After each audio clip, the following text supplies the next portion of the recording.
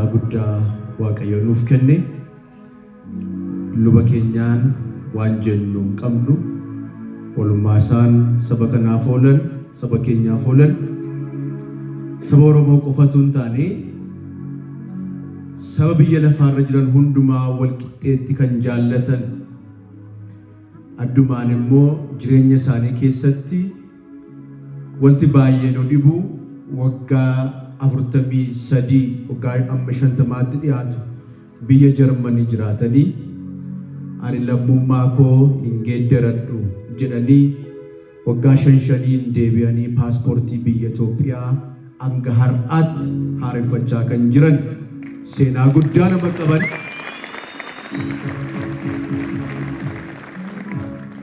waan ittiin jennuun qabnu uffata ulfinaa isaan uffisna Waaqayyoo kana caalaatti fayyaa guutuuf umuriis ni kennu ittiin jennaa abbootiin keenyaas jirtan hundumtuu gara fuulduraatti dabartanii uffata ulfinaa kana akkatti nuuf uffiftan gonfoo mataa isaanii irra nuuf keessan isin gaafannaa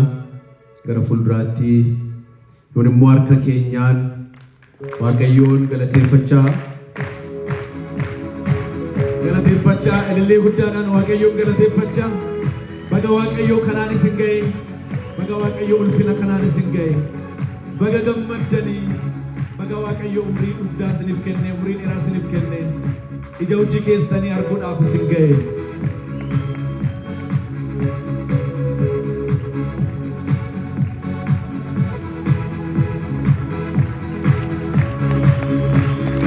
elillee guddaa Waaqayyoo isa isaan gargaareef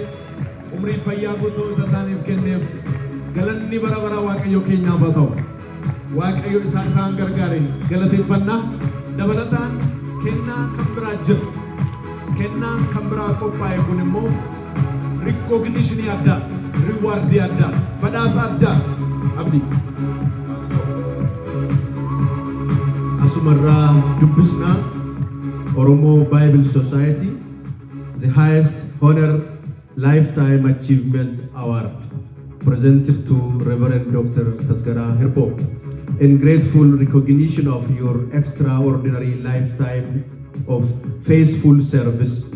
visionary leadership, and historic contribution to the translation,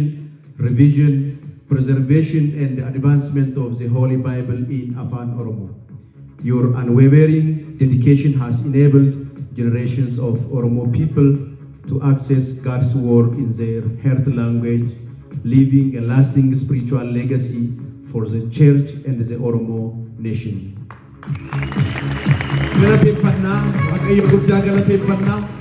tumasira abboonni keenya wal gargaaranii isa kanas nuuf kennu jechuudha amilee guddaadhaan nus immoo isaan jajjabeessuu galateeffachuu Waaqayyo waa'ee isaaniitiif galateeffachuu itti fufnaa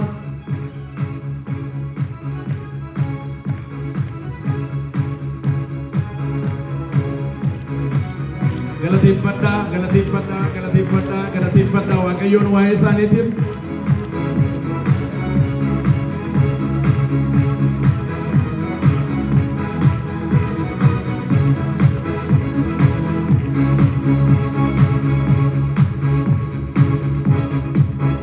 Waaqayyoo guddaa galateeffannaa kanatti aansuudhaan liqa ትጉሃን ቄስ በውልን ከዛም ስጦታቸውን ይሰጡናል አቦታ keenya as jiran immoo dhiifama gaafannaa xiqqoo ishee asin turtu jechuudha inni itti aanus waan jiruuf በጌታ ያሳዩት ታማኝነት የሰጡት አገልግሎት በአንድ ትውልድ አይደለም በትውልድ የሚታሰብ ነው ስለርሱ እግዚአብሔርን እናመሰግናለን አባታችን እንኳን ደስ አሎት እንኳን እግዚአብሔር ለዚህ ያበቃሁት የእርሶን አርማ ደግሞ ይዘው ተከትለው ይሄንን ህዝብ የሚያገለግሉ ብዙ ወጣቶች አፍርተዋል ሁላችንም በታማኝነት እግዚአብሔርን በርሶ ትምርት በርሶ አሪያ ለማገልገል ሁላችንም ዛሬ ቃል ምንገባበት ቀን ነው እግዚአብሔርን እናመሰግናለን እግዚአብሔርን አመስግኑት እንኳን ደስ አሎት ቤተሰቦቻቸው የኢትዮጵያ ወንጌላዊት ቤተክርስቲያን መካነ ኢየሱስ አገልጋዮች መሪዎች የኢትዮጵያ ቤተክርስቲያናት አገልጋዮች መሪዎች ሁሉ እንኳን ደስ አላችሁ ለማለት እወዳለሁ በኢትዮጵያ መጽሐፍ ቅዱስ ማህበር ስም የተዘጋጀውንም ስጦታ በታላቅ አክብሮት አቀርባለሁኝ። አመሰግናለሁ። ፋሚሊኑ ከናፍ ገለቶማ ጀቹ በርባና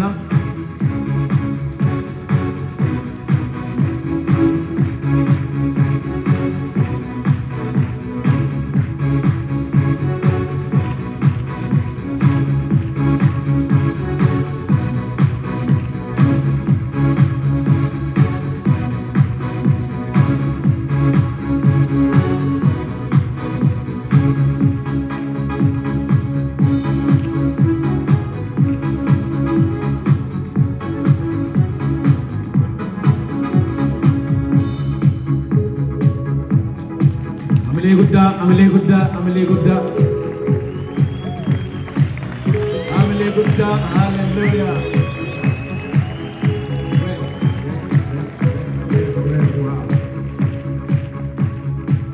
Hojii wal harkaa fuudhuun sagantaan dhaalaaf abdii tokko isa kana itti fufa jechuudha. Waaqayyoof galanna ta'u.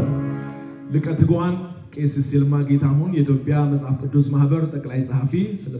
ስለ ስጦታውም ስለ ሰላምታችሁም እናመሰግናለን። ገለቶማ ፈያታ ዋይ ከናቲብስ ዋይ እርጋ ደበርሰኒቲብስ ጀቹ ጃለና